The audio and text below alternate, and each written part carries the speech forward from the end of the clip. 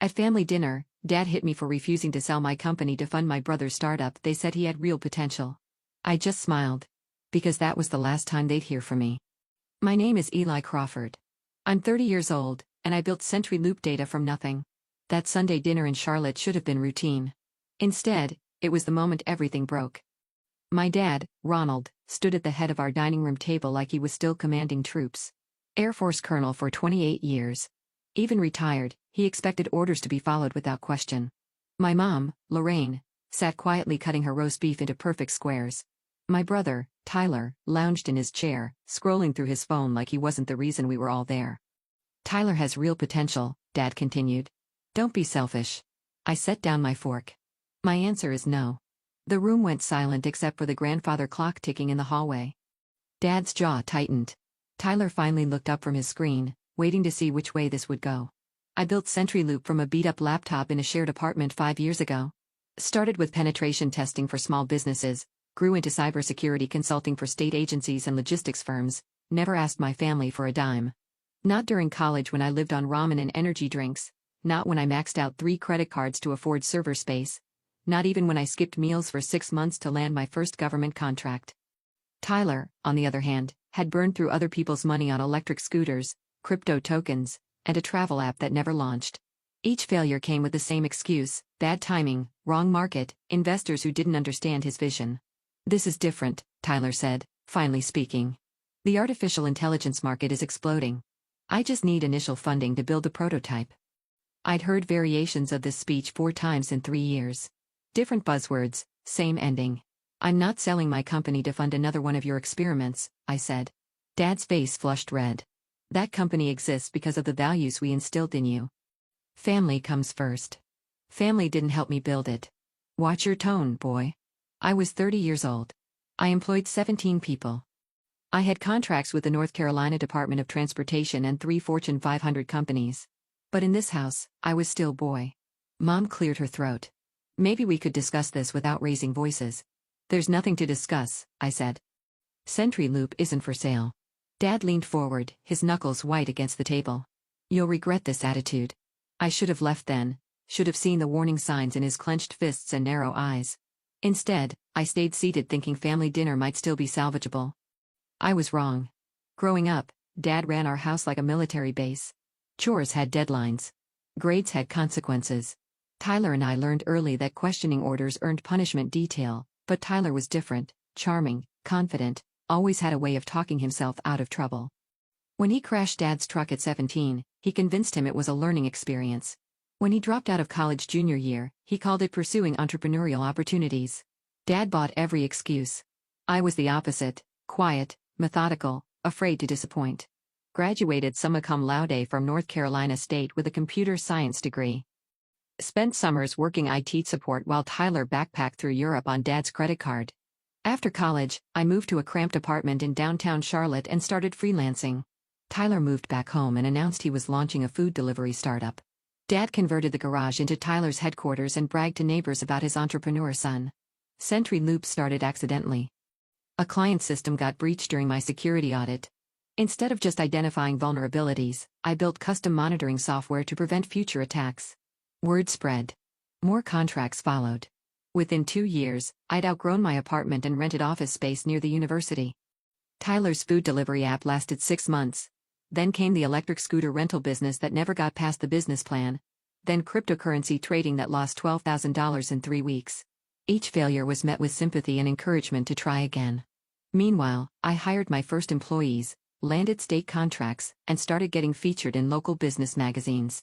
Dad never mentioned those articles, but he kept Tyler's failed business plans in a folder on his desk, calling them proof of innovative thinking. The warning sign started last Christmas. Tyler cornered me after dinner explaining his latest idea, artificial intelligence software for restaurants. He needed $200,000 for development and 6 months to build a prototype. Just think about it, he said. We could be partners. I told him I'd consider it, but privately, I'd already decided. Tyler's track record spoke for itself. Then came the phone calls. Dad asking about CenturyLoop's valuation, Mom wondering if I was thinking about Tyler's future, casual questions that felt like reconnaissance. 2 weeks ago, Tyler showed up at my office unannounced. He'd researched my client list, estimated my revenue, and calculated exactly how much I could afford to invest in his vision. "You're sitting on millions," he said. "I'm family. This should be automatic." When I explained that Century Loop's value was tied up in contracts, equipment, and employee salaries, he accused me of making excuses. "Dad's right," Tyler said as he left. "You've changed."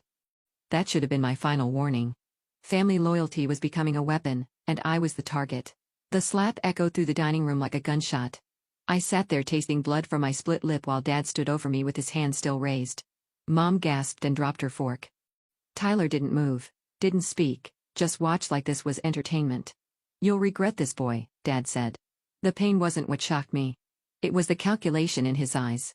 He'd hit me to make a point, to reassert control, to remind me who was supposed to be in charge. This wasn't anger. This was strategy.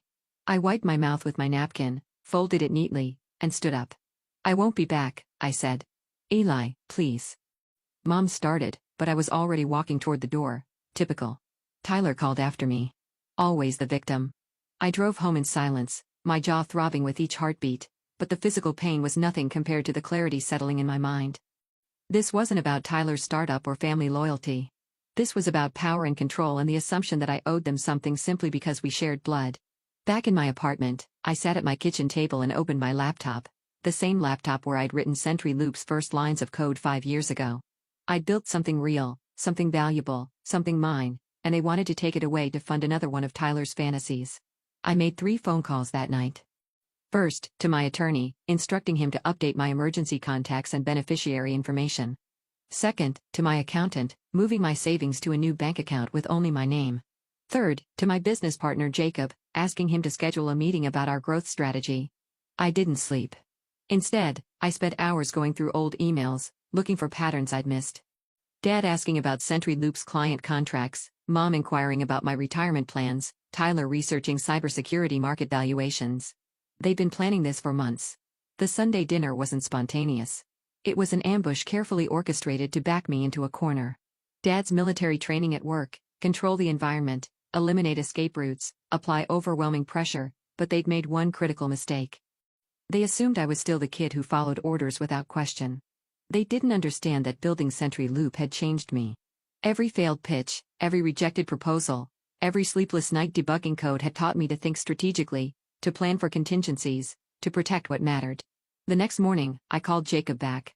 "Remember that acquisition offer from Nexera Labs?" I said, "The one we turned down 6 months ago?" "Yeah, 42 million. Why?" "See if they're still interested." "Eli, that's a huge decision. Are you sure?" I touched my swollen lip and thought about Tyler's smirk, Mom's silence, Dad's raised hand. I've never been more certain of anything in my life. 3 days after the dinner, Dad showed up at my office. I was reviewing Lead Developer when my assistant knocked on the door. "Mr. Crawford is here to see you," she said. "He says it's important." Dad walked in wearing his dress uniform from some veterans event, medals gleaming under the fluorescent lights. Jacob excused himself, but I could tell he was uncomfortable leaving. "That's quite an operation you've got here," Dad said, scanning the servers humming in the corner, the dual monitors on each desk, the framed certificates hanging on the walls. Impressive for someone so young. I didn't offer him a seat. "What do you want?" "To apologize." He stepped closer, his voice softening into what I recognized as his negotiation tone. "I was out of line Sunday night. Your mother's been on me about it all week." I waited. "But my point stands," he continued. "Tyler's idea has merit. Artificial intelligence is the future. With your technical background and his vision, you could build something revolutionary by selling Century Loop, by thinking bigger. Family businesses are generational wealth. Look at the Waltons, the Kochs. They understood that individual success means nothing without legacy." Dad had done his homework. He'd researched Century Loop's contracts, estimated our revenue, probably pulled my credit report through one of his military contacts. This wasn't a casual visit. This was reconnaissance. "I've already given you my answer," I said. His demeanor shifted. The apologetic father disappeared, replaced by the colonel who'd spent 3 decades getting his way through intimidation. "Your mother's medical bills are getting expensive," he said. "Diabetes medication, physical therapy for her hip. Insurance doesn't cover everything." Is that a threat? It's reality. Family takes care of family, unless you think you're too important for that now. The manipulation was flawless. Make me the villain for protecting my business. Make Tyler the victim who deserves support. Make Mom's health my responsibility to solve. How much do you need? I asked. 200,000. Tyler's already found investors willing to match whatever we contribute. It's not charity. It's an investment. And if I refuse, Dad straightened his uniform jacket, then I guess we'll know where your priorities really are. After he left, I called Mom directly. She answered on the first ring, her voice tight with anxiety. Eli, honey, I'm so sorry about Sunday. Your father shouldn't have. Mom, what medical bills? Silence. Then quietly, it's nothing serious, just routine expenses. Dad said insurance wasn't covering everything. Oh, that. She laughed nervously. You know how he exaggerates. I've got a new prescription that's expensive, but we're managing fine. How expensive? Honey, please don't worry about this. It's between your father and me. But I could hear the strain in her voice. Either she was lying to protect me or Dad was lying to manipulate me. Both options made me angry. That evening, Tyler texted me, Dad told me about your conversation. I know this is awkward, but I really think we could make something special together. Can we grab coffee tomorrow? I stared at the message for 10 minutes before responding. I'm not interested in partnering with you. His reply came immediately. Fine. But don't blame me when Mom can't afford her medication. There it was, the real threat. Not physical violence this time, but emotional blackmail disguised as family obligation. They'd weaponized Mom's health, Tyler's future, and my guilt to force a decision I'd already made. I deleted Tyler's number from my phone and blocked Dad's calls, but the damage was done. They'd shown me exactly how far they were willing to go to get what they wanted. The question was, how far was I willing to go to stop them? The call came from my accountant at 9 a.m. Thursday morning. Eli, we need to talk, Marcus said. Someone's been making inquiries about CenturyLoop's financial records. I was halfway through my coffee when the words hit me. What kind of inquiries? Professional ones. They knew exactly which forms to request, which databases to search. This wasn't amateur hour. I sat down hard. Who was it? That's the problem. They used proper channels, had legitimate documentation, but something felt off. Can you come in this afternoon? Marcus had been handling my book since CenturyLoop's second year. Former IRS auditor, paranoid about privacy. The kind of guy who spotted irregularities from 3 states away. If he was worried, I should be terrified.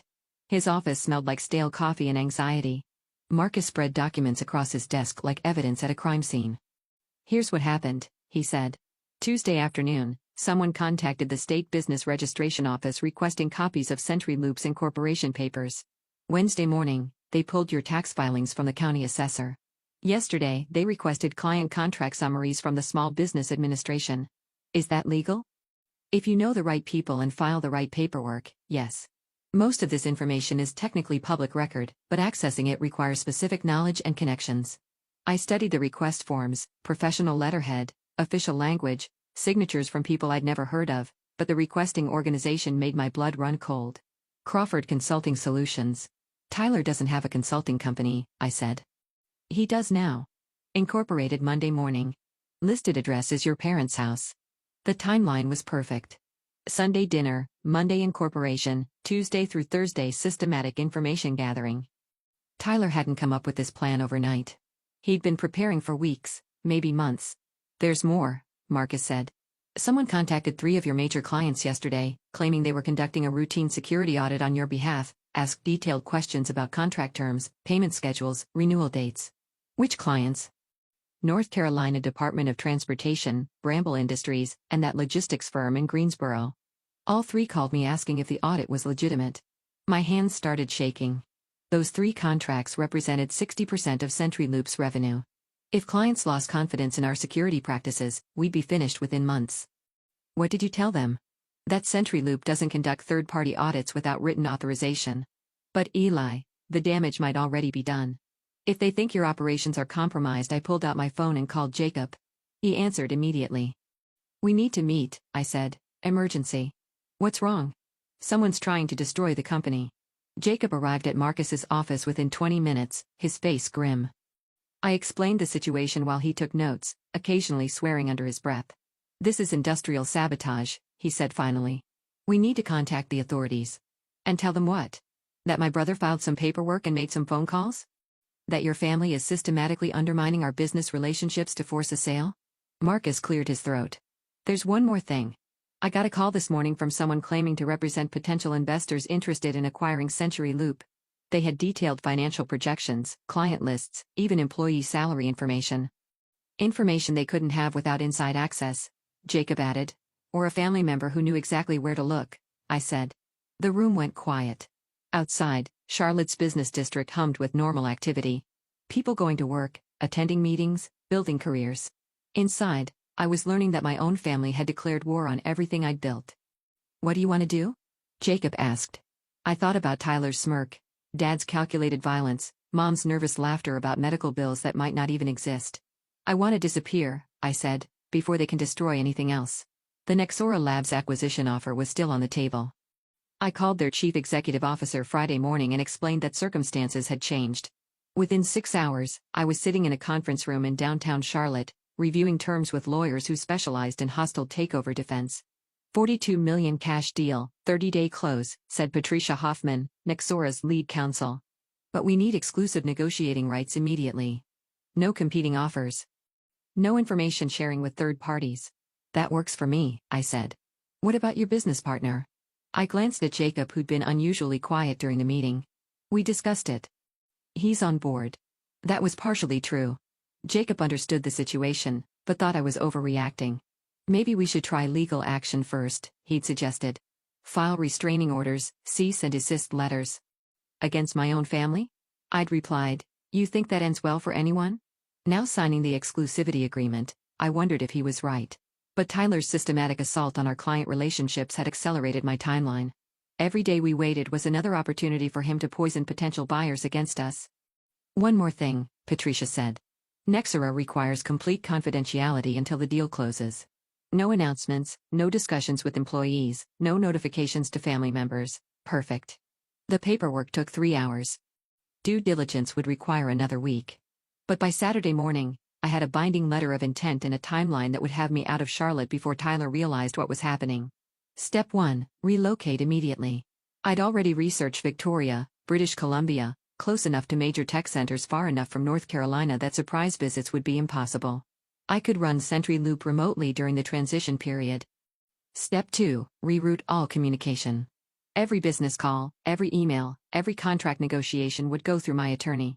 No direct contact with family members. No opportunities for emotional manipulation. Step 3, execute the sale and disappear.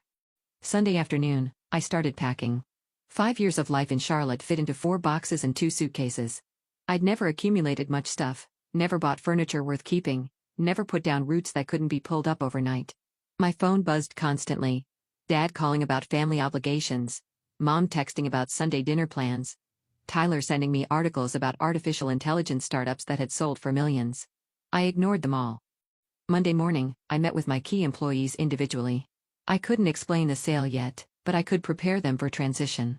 Whatever happens in the next few weeks, your jobs are secure, I told each of them. Nexora is interested in growing the team, not cutting it. Are you okay? Asked Sandra, my lead security analyst.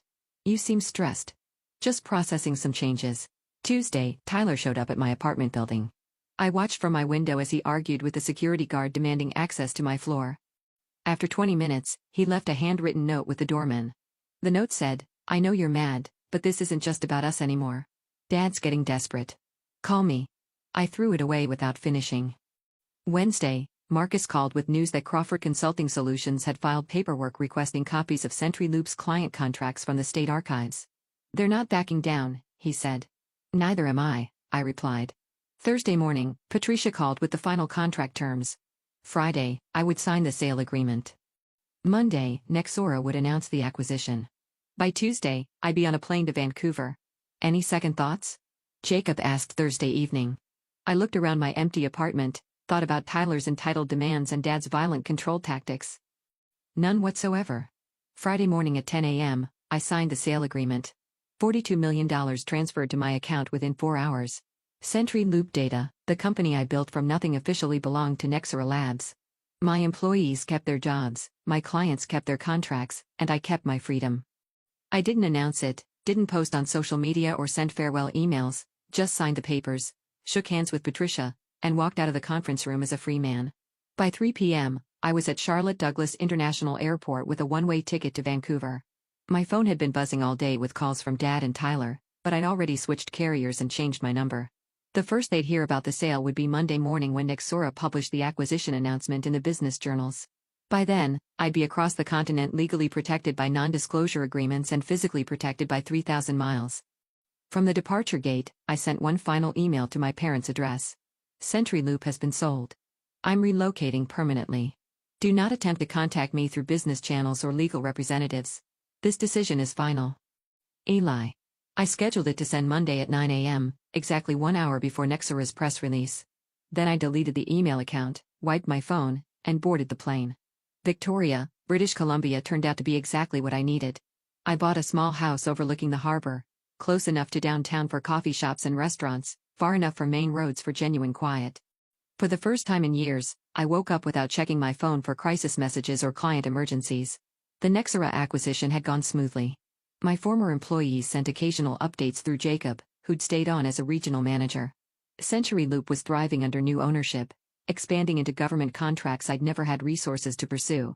I started freelance consulting, taking projects that interested me rather than ones that paid the bills. No schedules, no employees, no family drama, just clean code and complicated problems. 6 months later, Jacob visited during a business trip to Vancouver. Over dinner, he mentioned that Tyler's artificial intelligence startup had folded after 3 months. Investors pulled out when they couldn't verify his technical claims, Jacob said. Apparently, he'd been exaggerating his programming experience and my parents. Your father tried calling my office twice demanding information about your whereabouts. I told him client confidentiality prevented any discussion. I nodded and ordered another beer. The information felt distant, like hearing about strangers. A year later, I received a single forwarded email through my attorney. Mom, asking if I was safe and healthy. No mentions of Tyler's failures or Dad's regrets. No requests for reconciliation or explanations. I didn't reply. Some bridges, once burned, stay burned. The difference is choosing who strikes the match. These days, I wake up when I want, work on projects that matter, and answer only to myself.